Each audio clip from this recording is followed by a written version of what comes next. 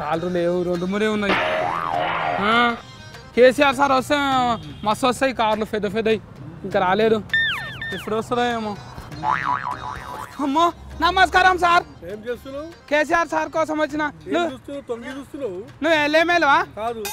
మరి ఎందుకు అడుగుతున్నావు? నల్ల బట్టలు ఉంటే బూలు వాడతారు అనుకున్నావా?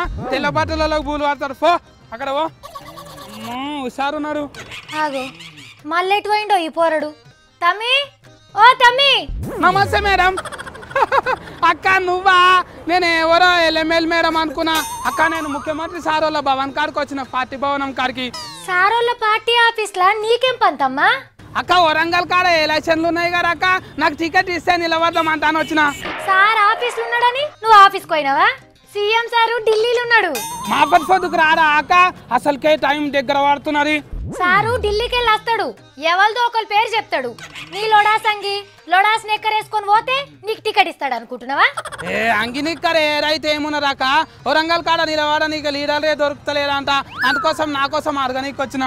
దొరుకుతలేరంటే మంచోళ్ళ కోసం దేవులాడుతుండ్రట.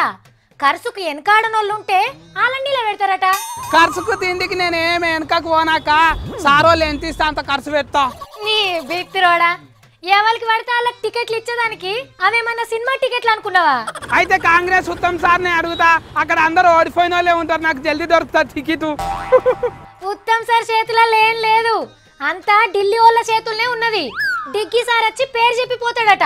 హే ఉత్తమ్ సార్ వాళ్ళది కూడా ఉత్తుత కథ. నేను ఆక వరంగల్ పోటీ చేయనీక మనిషే దొరుకుతలేడు అంటే, పోటీ చేస్తామన్న వాళ్ళు ఏమో ఫో ఫో అంటున్నారు. ఇది ఎక్కడి కథరా నాయన.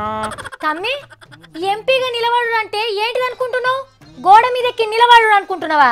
గోడ మీద నిలబడ్డాటే నాక ఎవరు టికెట్ ఇస్తే వాళ్ళ దిక్క ఇట్లా మంచిగా దుంకొచ్చు. అందుకే ఓట్లలో నిలబడమంటారు కానీ కూసోమన్నారు కదా, కూసుంటే దుంకనికి తిప్పలవుతుంది.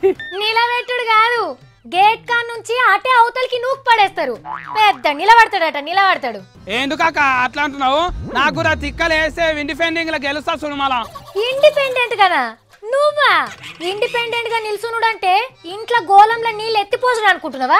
అసలు ఎంత ఖర్చు అవుతుందో ఎరికేనా నీకు? మన సర్పంచ్ అన్నకు ఫోన్ చేసి అడిగి నేను ఓట్ల అంటే 4 లక్షలు ఖర్చు అయిందంట.